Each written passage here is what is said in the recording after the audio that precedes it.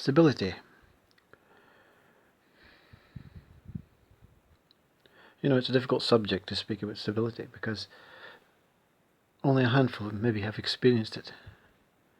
But even this stability has some sort of movement, but it's not the same movement that we experience in this external body world. But anyway, can anything be stable?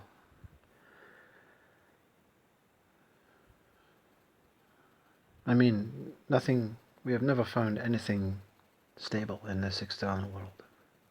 Everything is moving, changing, thankfully. Thankfully, because stability means what we use as the world would be as still, dead, rigid, lifeless, no movement. And this has never been found, even in body death. It has never been proven that the one inside the body goes to a particular place. And even if they do, he moved to that particular place. And in that particular place there must be movement. So death is not an end, rigid thing. Also the body, it is recycled, whether by ash or whether to the earth. So stability can never be a thing that we should be looking for, because it's our end. Stable means no moving, none moving.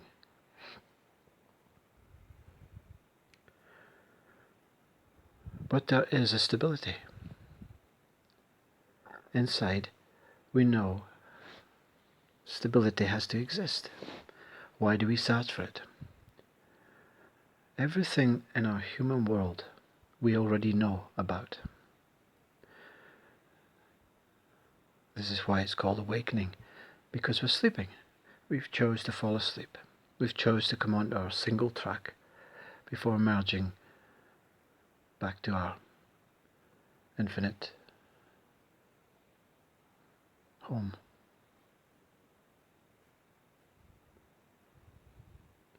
So if we have a feeling, an instinctiveness to find stability, if it's in our life, if it's in our dictionary or vocabulary, that we want to find some sort of stableness, stability, some sort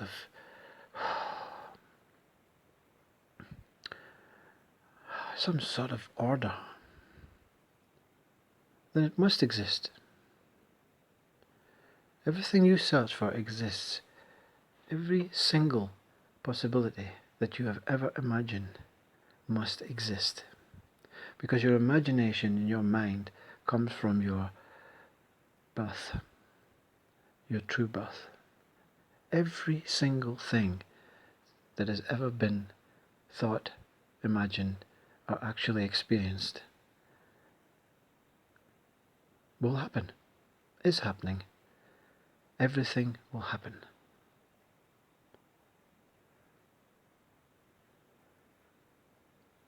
But this happening will only be a happening as an appearance. Everything that will happen, every single thing that you imagine in your world will happen. Whether it already has happened in our time world, or whether it is happening, or whether it will happen. It will happen. But you will only experience it as some sort of form.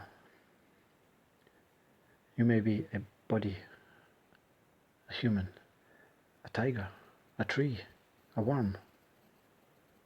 But everything that is feasible, every single thing is absolutely possible.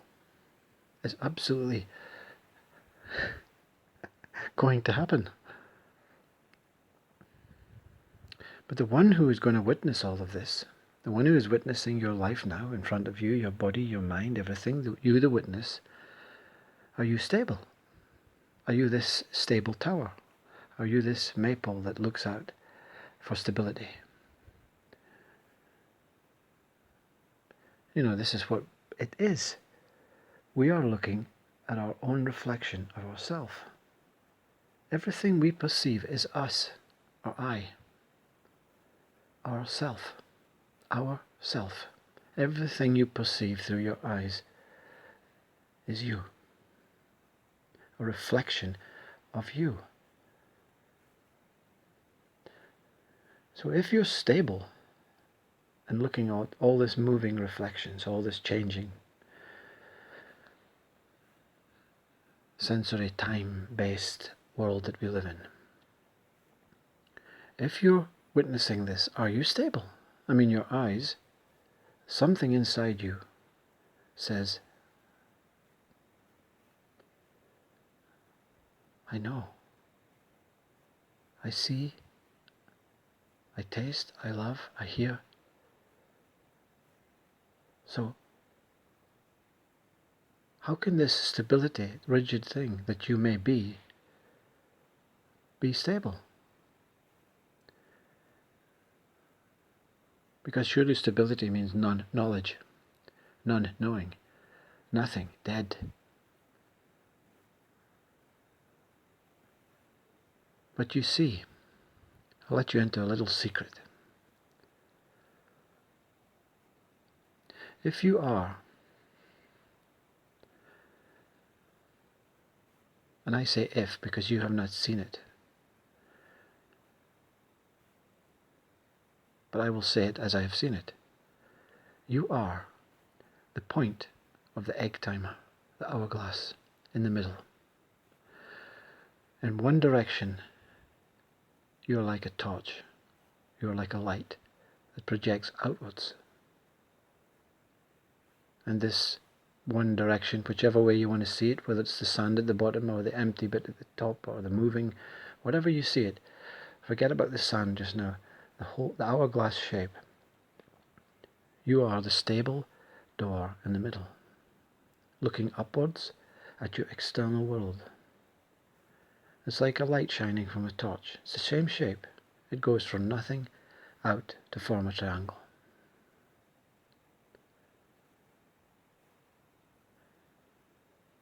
So where does this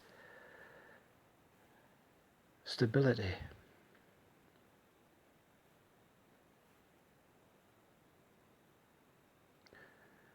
arise from?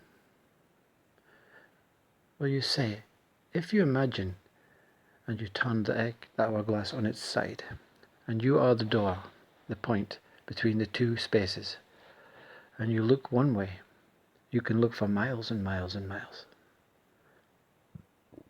to the universe beyond. But if you turn around and look the other way, is it possible to see the same thing? You see, what I'm trying to say is, the stability is the one in the middle. But while there is life on both sides, it appears as if life is coming through you from both directions. The external world life and the internal world life, the other end of the hourglass.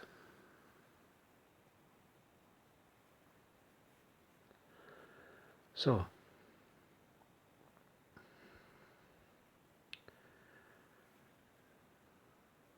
this stability exists because if you take away you, there is only this point in the middle that you are, that is experiencing life from both sides. If you take away life from both sides, you are rigid, still, dead, timeless. So you are only the point to allow both of these lives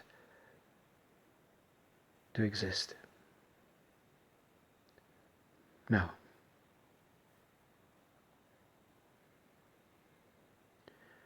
you cannot be this single one in this single hourglass, in this single door. Collectively, consciousness is the single stable door. But it flows onto either side of this hourglass.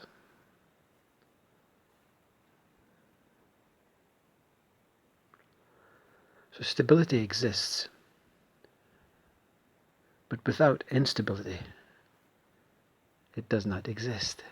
And without stability. This changing world, this moving, unstable place cannot exist either. That is why opposites have to be the same. You cannot have stability without instability, and vice versa. So therefore, neither exists without the other. So they have to exist simultaneously as one. This is the triangle. You see? When you chase for happiness, you're chasing for sadness also. Because without sadness, happiness does not exist. So if you stay as the door looking outwards, and you appear to see happiness, you will taste happiness, as long as you do not attach and want more of this happiness. Because this instability will move to sadness, and you can taste sadness, and you will enjoy sadness. You will enjoy them both as long as you do not attach to them. The secret to living as a perfect human in a perfect body and a perfect life is to watch everything and do not attach and want more of one than the other. That is why things like competition forces you to one side. Segregation, division, to be rich forces you to one side, to be poor to one side. That is why Ramana Maharshi's way is the pure way. Whenever something comes, even the most joyful thing, he would sit and be it and let it come through him and enjoy it. But when it went, he would say, "Thank you very much," and let it go. He didn't say, "No, I want to keep that."